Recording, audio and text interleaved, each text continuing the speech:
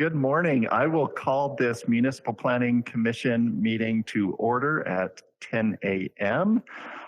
First item of business is election of our MPC chair, and I will open the floor to nominations for MPC chair. Arno. I will nominate Councillor Crispin. Excellent. Arno nominates Kelly. Are there any other nominations? Any other nominations for the third time?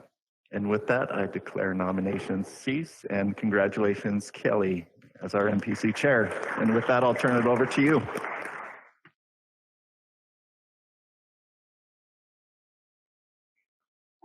Let's carry on with our agenda here. Excuse from the meeting, none. Oh, vice chair nominations. Thank you. I will open the nominations for vice chair. Last year, Holly was vice chair. Ellen. I'll nominate Holly Johnson. Okay, Holly, do you accept? Thank you. Are there any other nominations? And the third time, are there any other nominations? Seeing none, I will declare nominations cease. And thank you, Holly, for agreeing to be vice chair of MPC. Number 3, excuse from the meeting. We're all in attendance. Minutes from the last meeting, October the 6th. How do you wish to handle them? Lynette. I'll move to accept the minutes as presented. Thank you. Are there any further discussion on the minutes? All in favor of Lynette's motion? That is carried. Adoption of the agenda or additions to the agenda? Holly. I would just like to add advertising to the agenda, please. Advertising, okay, and we would put that under number 8, post-agenda items. And a motion to approve the agenda, possibly, Holly? Oh, Adina, thank you. All in favor of Adina's motion to accept the agenda as amended? That is carried. Number 7, subdivision 7.1. Morning, Maria.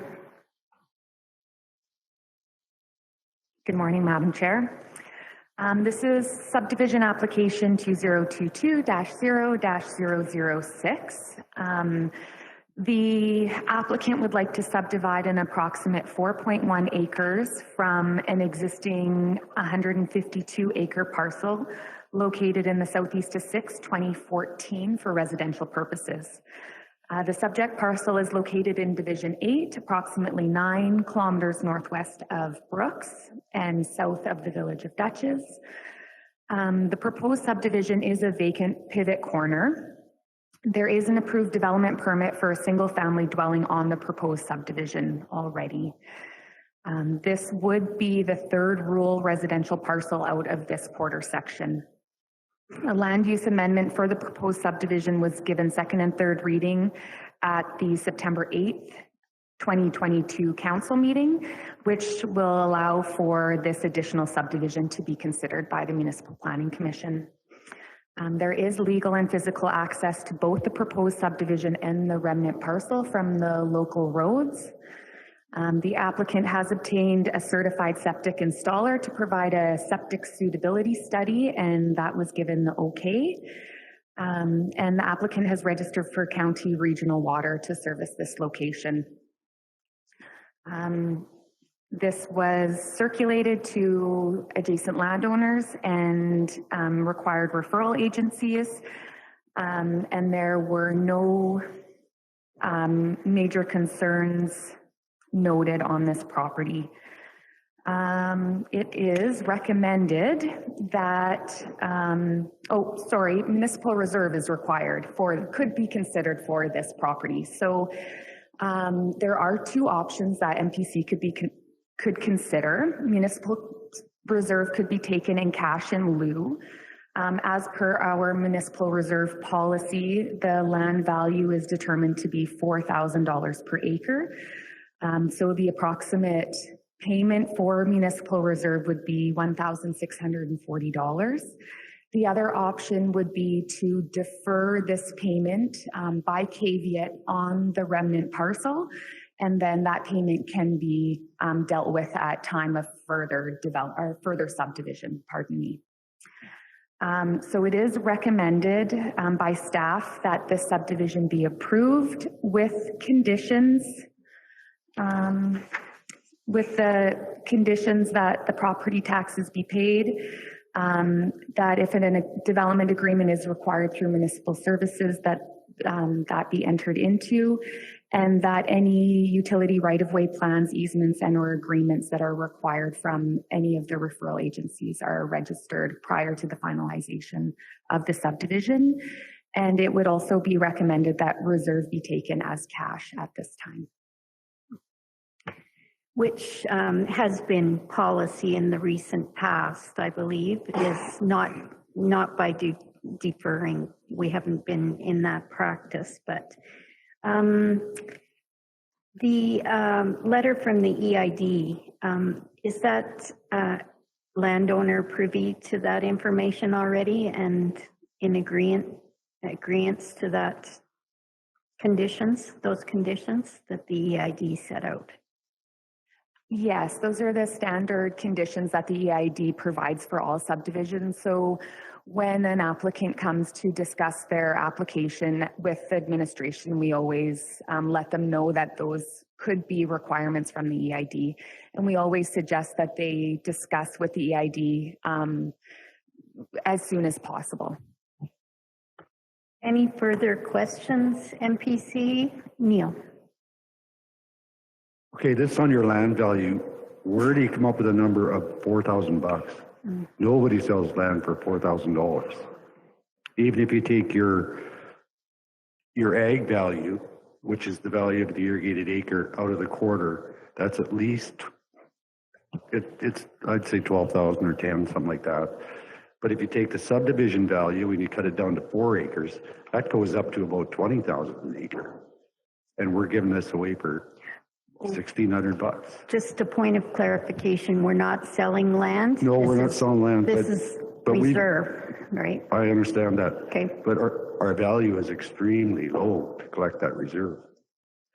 And that rate is reviewed in the municipal development plan, correct, Maria? We, pardon me, currently have a policy that sets out those prices. So that policy was adopted in 2016. We actually have a draft of a potential municipal reserve dedication policy that we would like to present to council. We're still just working out a few of the kinks. But we do know that these prices could probably be reviewed.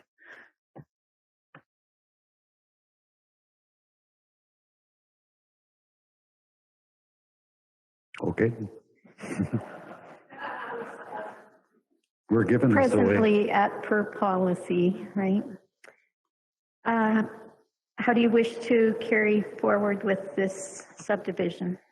Holly. I actually have one more question for Maria. So this is the third parcel out of this pivot.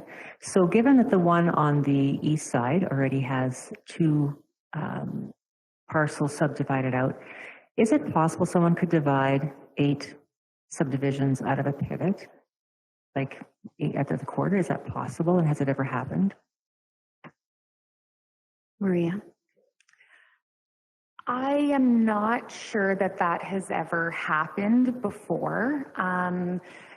That possibility is there, I suppose, but it would always come to the Municipal Planning Commission for their consideration. In this case, if further development would happen on this quarter section, they would have to go through the land use amendment process again at council. Council could decide to squash it at that time. If council decides to proceed with the land use amendment to rural residential or agriculture small lot, then it would have to go to the Municipal Planning Commission, and then that would be a decision again to be made. So there would be quite a few steps, I suppose, that would have to be taken prior to, additional subdivisions happening. As far as I guess they could not subdivide further without council approving it first. Arno. Yeah, thank you, Madam Chairman. Just a question about, there is already a development permit approved for the proposed subdivision. Now, is that under agricultural as part of the existing base quarter? Is that correct? Go ahead, Maria. Or just some explanation of that, just for my clarification and education, I suppose. Yeah, so one dwelling is a permitted use on a parcel of land. So this application was submitted when it was all agriculturally zoned land. In a rural residential parcel, a single family dwelling is also a permitted use. So because there is no other dwellings on that property, then it was a pretty straightforward approval for that development. And then I guess the subdivision that would happen after that is not, it's not a given. That has to be approved like we discussed before. Sorry, just for clarification, so the approval doesn't go with the subdivision. Is that what you're saying? Go ahead. That's right. So on a vacant parcel of land, a dwelling is, like I said, a permitted use. It can happen. If a house is approved, they have a development permit for it. That does not mean that the subdivision can happen after. That again then needs to go through the development permit process. Or subdivision and land use amendment process. Right, for development on that subdivision. Does the approved building permit, can it move on the vacant quarter now, or does it stay with the vacant quarter, or is it negated if this subdivision is approved? Go ahead, Maria. So the site plan that was provided at the time of the development permit was on this vacant parcel. So once this subdivision is completed, that house will have to still be cited as was on the development permit site plan that was submitted. If that citing changes now based on property lines or setbacks, then they would have to apply for a new development permit because the house has not been constructed yet. So if there is any changes once the subdivision happens and the house comes in, then they would have to redo the development permit. Okay, yeah, I think that I understand that. Thank you for the clarification and further clarification. So then the existing large, the pivot and the rest of that quarter is now a vacant parcel again, and another building permit could be approved for another residence on that property, correct? On the larger property, correct? Yes, that's right. So any vacant parcel then is able to have a dwelling as a permitted use. Yeah. Okay, thank you. Okay, good questions. MPC, how do you wish to handle this subdivision application?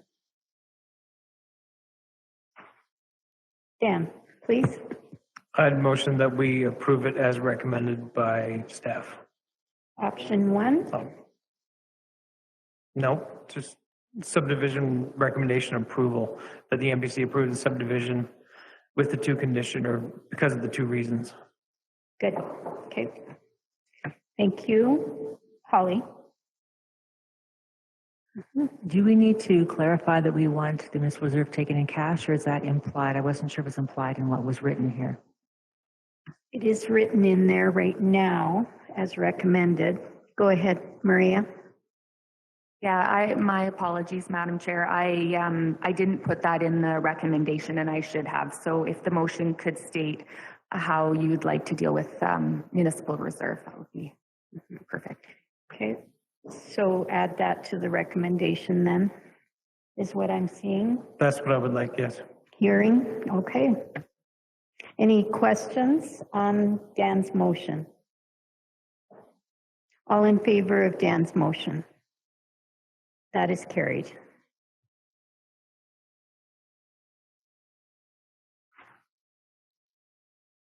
Post agenda, we had one advertisement. Holly, do you want to talk to us about that?